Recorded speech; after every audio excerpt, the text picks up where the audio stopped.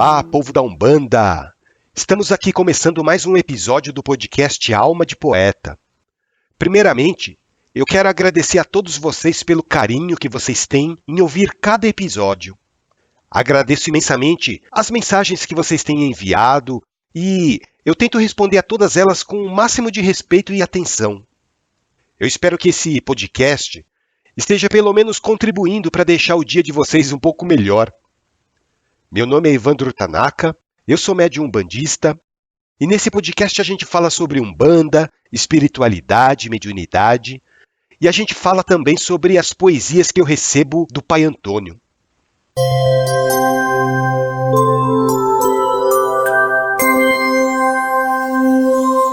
E por falar em poesias, já faz um tempo que eu não posto nenhuma poesia para vocês ouvirem, né? Então, nesse episódio, eu vou tirar o atraso e eu vou postar algumas poesias que eu recebi do plano espiritual. Eu acho que eu vou dedicar esse episódio inteiro apenas às poesias. O que vocês acham? Tem umas poesias que eu recebo que são verdadeiras histórias, né? São poesias enormes que contam a história das entidades. Vocês já tiveram a oportunidade, inclusive, de ouvir várias delas aqui no podcast. Mas tem outras poesias que eu recebo que são poesias curtas, são poesias pequenas. São apenas alguns versos que eu recebo do Pai Antônio. São versos que ele me passa de vez em quando e que eu acabo deixando anotado. Eu estava pensando em pegar um ou outro episódio para recitar para vocês essas poesias pequenas.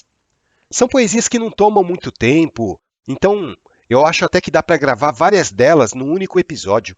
E olha, apesar delas serem pequenas, nem por isso elas deixam de trazer mensagens muito edificantes. Bom, a primeira poesia que eu quero recitar para vocês, eu coloquei o título nela de Sintonia. Porque o título, pelo menos, sou eu que escolho, tá? A espiritualidade me passa a poesia e depois eu tento escolher um título que eu acho que combina com aquele assunto. Nessa primeira poesia que eu vou recitar, o Pai Antônio fala sobre o comportamento de algumas pessoas encarnadas. Espero que vocês entendam da mesma maneira que eu entendi.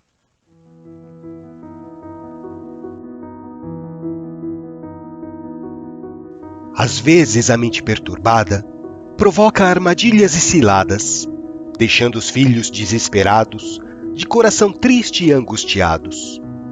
Nessas horas de desespero, os filhos correm para o terreiro, buscando alívio para suas dores, querendo afastar os obsessores. Mal sabem os filhos queridos que muitos espíritos atendidos às vezes são mais necessitados de serem dos filhos libertados. Não existe prisão mais dolorida do que as pendências mal resolvidas, impedindo o espírito desencarnado de subir a planos mais elevados. Então, ao se sentirem perturbados, questionem quem são os culpados por manter a sintonia mais baixa, atraindo espíritos da mesma faixa.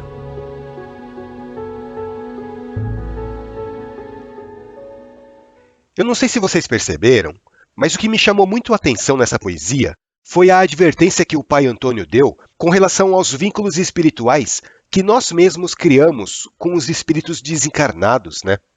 E é engraçado isso, porque, às vezes, a pessoa vai lá no terreiro querendo se livrar de um espírito obsessor. E ela realmente tem um espírito que está acompanhando ela para toda parte, que acaba influenciando inclusive nas atitudes, que acaba provocando determinadas situações. Só que muitas vezes é a própria pessoa que não deixa o espírito seguir em frente. Isso acontece muito quando a pessoa tem um ente querido que partiu, por exemplo. A pessoa desencarnou e ela ainda está naquele estado de perturbação do lado de lá, sabe? Só que a pessoa que ficou aqui na Terra, a pessoa encarnada, seja ela companheira, seja ela pai, filha, alguém que gostava muito da pessoa que partiu, não para de pensar naquela pessoa. Ela fica com aquele pensamento obcecado, sabe? E esse pensamento obsessivo acaba prendendo a pessoa desencarnada do lado de cá. E eu tô falando isso, gente, porque isso aconteceu na minha família. Eu tinha um irmão mais velho que desencarnou com 15 anos de idade. E o meu avô era muito apegado a esse meu irmão mais velho. Daí, quando aconteceu aquela fatalidade na minha família, que ninguém estava esperando, Foi um baque para a família toda, né? Eu lembro que os meus pais ficaram muito desconsolados. Só que o meu avô, ele entrou num estado de pensamento obsessivo tão grande com o meu irmão, que algumas coisas estranhas começaram a acontecer na minha casa. Depois de meses da morte do meu irmão, o meu avô ainda ficava pensando nele dia e noite. O meu avô ficava trancado no quarto, acendendo incenso, colocando comida no altar, porque o meu avô era budista, né? E os budistas têm esse costume de acender incenso e oferecer comida para os familiares que já partiram. E eu lembro, eu era pequeno, eu devia ter uns 9 anos de idade, que a gente via o meu irmão à noite, andando pela casa, entrando no quarto do meu avô, sentando na cama. E aquilo começou a perturbar, sabe? Aquilo começou a perturbar não só a mim, como também começou a perturbar a minha mãe, começou a perturbar o meu outro irmão caçula. Na época ele tinha 5 anos. E coincidentemente, naquela época, o meu pai estava frequentando um centro espírita. E eu lembro que teve uma sexta-feira que baixou uma entidade lá no centro e chamou o meu pai para conversar, falando assim: olha, fala para aquele senhor que mora lá na sua casa, para ele parar de pensar no menino que partiu, porque o pensamento dele não está deixando o menino sair de lá. E o meu pai entrou em choque, né? Porque até então ele achava que era a imaginação minha, que era a imaginação do meu irmão menor. E sem contar que ele não tinha contado para ninguém lá no centro espírita sobre o desencarne do meu irmão mais velho. Eu sei que meu pai chegou em casa naquela noite e quebrou o pau com o meu avô. Daí o meu pai falou pro meu avô que não era mais para pensar no meu irmão, que aquilo estava fazendo mal para ele no plano espiritual, que o comportamento do meu avô não estava ajudando em nada. E o meu avô, apesar de ter um jeito meio fechado, meio carrancudo, ele era uma pessoa bastante espiritualizada e de bom senso. Eu lembro que daquele dia em diante o meu avô mudou totalmente de comportamento, sabe? Ele ainda fazia as preces dele lá uma vez por dia, mas ele deixou de ter aquele comportamento obcecado que tinha antes. Ele passou a se relacionar melhor comigo e com o meu outro irmão. E a gente parou de ver o espírito do meu irmão mais velho andando pela casa. Assim, eu estou contando essa experiência para vocês, que aconteceu com a minha família, para tentar explicar que muitas vezes, nós encarnados é que somos obsessores dos espíritos que partiram. Porque através do nosso sentimento, através do nosso apego, a gente acaba prendendo as pessoas que estão desencarnadas do nosso lado. Vocês entendem? E isso para o espírito é uma coisa terrível. Às vezes, ele quer ir embora, mas não consegue. Então, gente, toma muito cuidado com o pensamento e com o sentimento de vocês, principalmente com relação aos seus familiares que já partiram. Mandem sempre pensamentos positivos, pensamentos de carinho, de amor, porque é isso que vai fazer bem para eles que estão do lado de lá. Bom, vamos passar para a segunda poesia aqui, senão eu não paro de falar.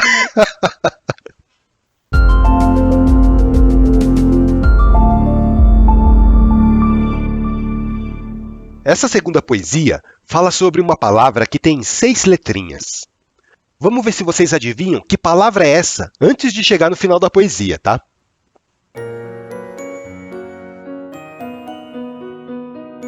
Existe uma palavra tão simples na aparência, mas capaz de modificar toda a sua existência.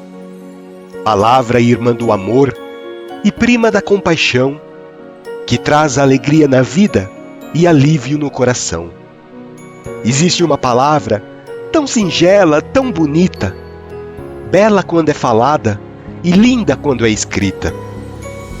Palavra que nos acalma, cicatrizando todo o rancor, remédio suave da alma, analgésico para a dor.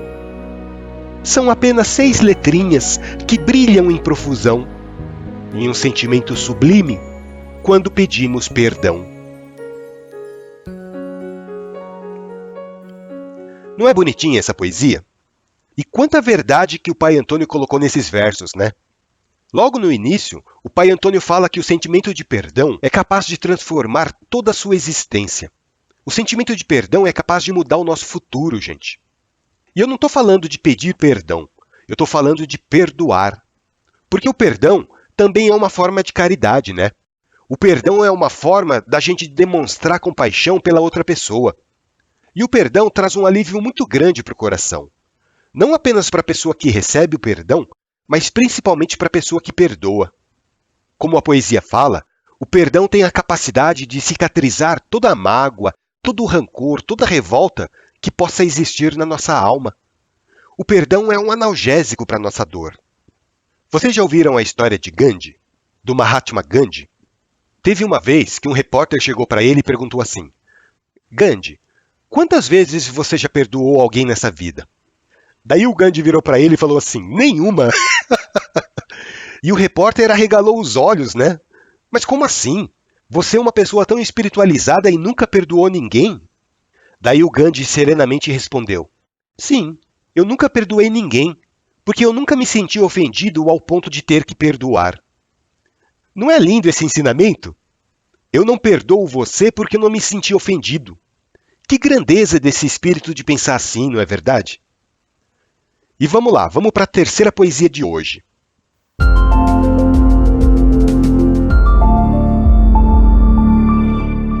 Essa poesia eu coloquei o nome de Pedaço do Céu. Sei lá, porque são palavras que se repetem durante a poesia. Daí eu achei que ficaria legal. Só que, na verdade, se vocês prestarem atenção, vocês vão ver que essa poesia fala de um terreiro.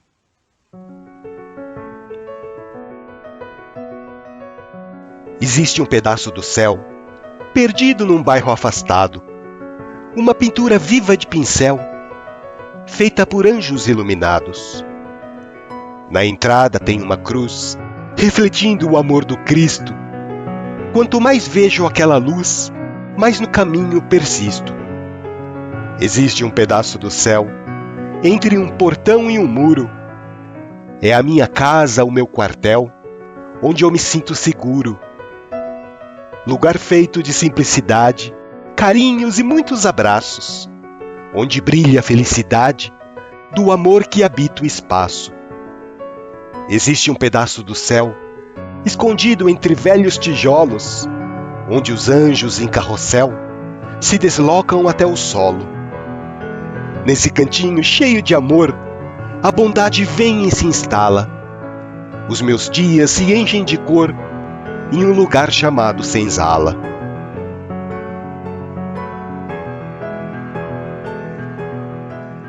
É linda essa poesia, né, gente? E o terreiro para mim é isso. O terreiro nada mais é do que um pedacinho do céu, um pedacinho de Aruanda que se manifesta aqui na Terra, inclusive com os seus habitantes, né?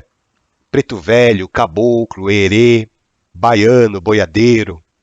Se você frequenta um terreiro de Umbanda e você tem um pouquinho de sensibilidade mediúnica, você vai conseguir perceber a energia maravilhosa que se desloca no ambiente durante as giras. E é exatamente o que a poesia diz. A poesia fala assim: é quando os anjos em carrossel se deslocam até o solo. Eu sou suspeito para falar, né, gente? Mas a gira de Umbanda é tudo de bom. Vamos ouvir mais uma poesia?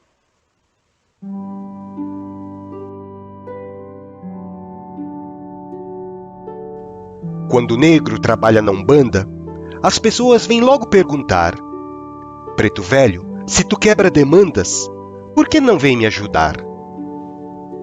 Nego fica pitando o palheiro, deixando a fumaça fazer o limpador. Enquanto os filhos choram no terreiro, Nego Velho faz trabalhador. Porque essa é a maior caridade que Preto Velho tem para oferecer, trazendo a divina verdade que faz a alma se engrandecer. Muitos filhos que chegam na Umbanda não têm nem lugar para ficar, mas encontram uma alegria tanta que faz a alma querer descansar. Então Nego Velho começa o trabalho, incentivando as pessoas para a luta. Mas quem quiser polir o assoalho, primeiro tem que mudar de conduta. De nada vale pedir um milagre para curar a doença legítima, enquanto a alma viver no vinagre, esquivando-se da reforma íntima.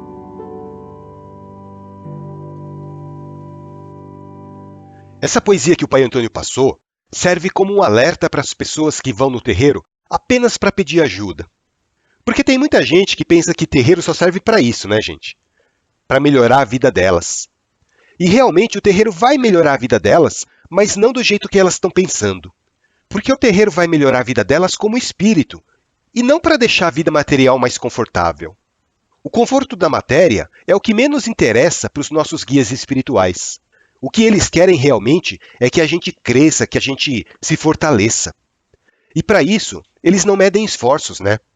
Daí, o Pai Antônio fala na poesia que às vezes as pessoas que vão conversar com ele vão para pedir ajuda. E enquanto elas ficam lá se lamuriando, ele vai trabalhando o emocional daquela pessoa, ele vai trabalhando as energias, e a pessoa começa a se sentir bem sem se dar conta disso.